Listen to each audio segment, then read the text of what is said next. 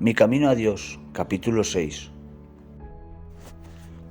A los pocos días tomamos otra vez el camino de Chilapa y luego llegamos a Ixtapulco.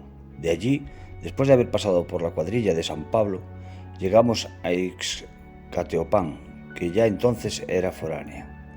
De allí pasamos a Teloapán, donde entramos con bruma lluviosa. Y recuerdo que era una multitud inmensa de gente la que allí concurrió al recibimiento. Fuimos luego a Teloapapán, a quien se presentaron algunas acusaciones contra el señor cura del lugar, que lo era entonces el señor don Timoteo Rodríguez, y dio por resultado que el señor obispo mandó por tierra los muy viejos colaterales de madera que había, que eran un escondrijo de castores y murciélagos. Respétese el altar mayor, pero con la condición de que el párroco tratara luego de formar en su lugar un ciprés, como así lo hizo. En esta ciudad me dijo el señor, mi prelado hijo, desde aquí es menester aprender a comer tortilla, y luego me acordé de aquellas que hacía tiempo había comido en el camino de Querétaro. Y entre ese gentío, una anciana se acercó al señor obispo y le dio una moneda de cobre de poco valor, pero que el ilustrísimo prelado guardó en un bolsillo con preferencia a otros regalos importantes de personas distinguidas. Desde entonces me gustó más la tortilla que el pan de trigo. No eran las tortitas como aquellas que había comido en una noche triste, sino que frescas y aún calentitas se nos servían. Cuando fue menester salir de allí, nos dirigimos a Coatepec, costales donde nos recibió el señor cura don Carlos Miranda, saliendo en su muy buen cuadrúpedo y llevando su sombrero con el ala tan doblada hacia el cielo que indicaba que cuando la guindaba su dueño lo doblaba. Así es que, ya fuera por sus sacudidas y el viento que corría, fueron bajando una a una hasta quedar como debían, después de hecha la visita al archivo y demás. Salimos para Cocula, donde el señor obispo celebró las honras fúnebres del difunto prelado don Ambrosio María Serrano. Era día 7 de febrero, fecha de un aniversario. Allí, recibiéndose noticia del fallecimiento del sumo pontífice, el señor Pío IX, luego que llegamos a Iguala, se celebraron con solemnidad las respectivas esquías. En esta población se siguió por los días convenientes las visitas pastorales y aquí pude ver a la hermosa y extensa plaza rodeada de frondosos tamaringos que producen por sus frutos una renta regular que el que los plantó dedicó para el sostenimiento del culto del Santísimo en esta parroquia, pero que el gobierno, a título de padrazo supremo, y ahora ese producto favorece el bolsillo municipal. De Iguala tomamos el camino a Tepecualquilco, que está como a 1 hora y media a caballo pasando por cerca de la laguna de Tuzpán. En esta laguna muy grande y que se formó por los derrames de la hacienda de Platanillo, cuyas aguas fueron obligando al pueblo a apartarse cada vez que aumentaba el líquido, y aún se ve parte del antiguo templo a mitad de la laguna. Últimamente, el Ayuntamiento de Iguala ha construido un desagüero por donde nuevos posibles excesos de las aguas se derraman, evitando así inundaciones en Iguala. Pasamos por el pequeño pueblo de Tomatal y como a las 10 de la mañana estábamos en Tepecualquilco, donde el señor obispo cumplió con todos los deberes de su ministerio de visita. Después partimos para el mineral de Juzquizcu, donde están las grandes minas pertenecientes a don Manuel Romero Rubio, suegro que fue del presidente don Porfirio Díaz. Minas que han producido muchos millones de pesos y que han hecho ricos a muchos de los administradores, no tanto por el sueldo que ganaban, cuanto por sus largas manos en el manejo de minero.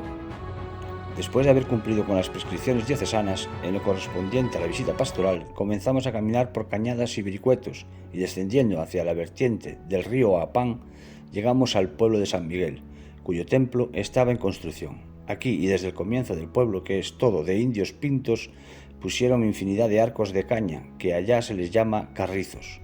Como aún no había nada dispuesto para que el obispo pudiera cumplir con sus deberes de ministerio, hubo que pasar sin demora al pueblo de San Agustín, San Juan, San Miguel Opán, Totortitlán y Tulipán. En San Agustín estaba esperando el párroco del lugar, llamado Ignacio Román, que para mejores señas estaba pinto y muy pinto de azul, blanco y rojo, además de algunas sombras. Aquí el señor obispo confirmó mucha gente, como sucedía en todos los lugares por donde pasaba. Y de Uzcuzcu pasamos a Mayanalán, que está asentada en una hermosa llanura, cuyos habitantes, como en toda la comarca de Tierra Caliente, se dedican a la siembra de maíz y ajonjolí. En el archivo parroquial encontró el señor obispo un escrito muy antiguo que para comprenderlo era necesario adivinar.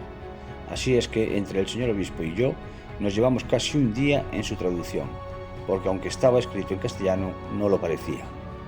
Estas naturales de origen indígena, sin quitarle el mérito de un hombre de muy aventajada instrucción. El mucho calor y la multitud de mosquitos que atormentaban en todo el año a los que visitan estos lugares nos obligaron a pasar el día siguiente el impetuoso río que corre a orillas del pueblo de Aupán, cuyo nombre lleva. Para atravesarlo lo hicimos sobre unos tejidos de varas que se sostenían sobre las aguas mediante una multitud de calabazas puestos debajo asegurados muy bien. Y luego los pasajeros se sientan sobre el tejido y 4 indios desnudos van nadando y empujando las balsas, que así se llama, hasta la otra orilla. Por cierto, que algunas veces los indios se descuidan y los pobres pasajeros van a dar trabajo a las mandíbulas de los caimanes y cocodrilos que por aquellos ríos abundan.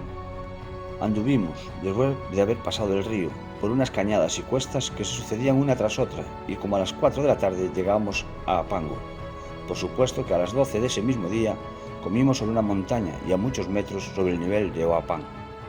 En Apango nos encontramos con el señor cura Antonio Saldaña, que llevaba muchos años al frente de dicha parroquia, y se portó muy bien, recibiendo a su prelado con aquella finura que caracteriza a las personas de fina educación.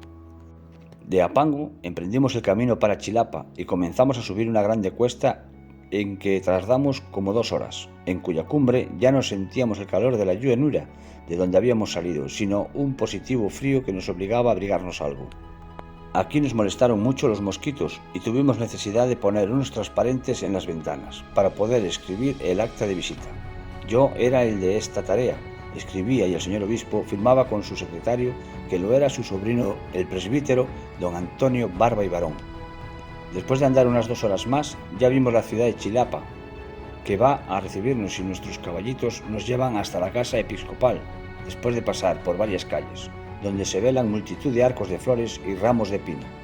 Aquellas gentes saludaron a su pastor con las frases de hijos agradecidos y deseosos de recibir sus paternales bendiciones. También llegamos a una casita donde nos dieron de beber leche de vaca. Un día, con motivo del nacimiento de una niña hija suya, pues era casado, nos hizo tomar algunos dulces en su mesa y nos cumplimentó mucho. Este señor siempre me quiso bastante. Ya en el palacio episcopal permanecí algunos días hasta que, por indicación del señor mi protector, que lo era el señor obispo, ingresé en el seminario conciliar como interno, pero con la condición de que todos los días de fiesta había de comer en la mesa episcopal. Se me entregó mi gramática latina y otras cositas que necesitaba para mi servicio en el colegio, y se me consignó a mi maestro, el señor don Cirilio Silva, quien me daba lecciones, y a otros compañeros míos, en su casa particular. El primer domingo siguiente al día de mi llegada, me mandó el señor obispo que 4 pinos que había en unas macetas los plantara en la huerta interior del palacio, para recordar mi ingreso a mi carrera eclesiástica. Luego obedecí, y a estas fechas que escribo esto, aún existe desde el 12 de marzo de 1887. Seguí cursando latinidad con tanto empeño que en el tiempo de 11 meses ya estaba yo para examinarme. En víspera de examinarme me enfermé y el señor obispo me decía que mi sínodo lo dejara para después de vacaciones, pero yo me examiné antes porque no quería perder el tiempo, y así es que en las vacaciones ya me dediqué al estudio de la filosofía. Seguí mis estudios y recuerdo que solo una vez se me concedió vacaciones cuando ya era subdiácono, y no fue para ir a Cuernavaca con motivo del casamiento de Ricardo Nandín, mi primo. Todos los domingos y días festivos, desde las 9 de la mañana hasta las 5 de la tarde, los pasaba en el obispado ocupado en leer el Año Cristiano y la Sagrada Escritura, cuyo estudio después me ha sido muy útil. Y el señor obispo, cuando nos sentábamos a comer, toda conversación era acerca de lo que había leído ese día.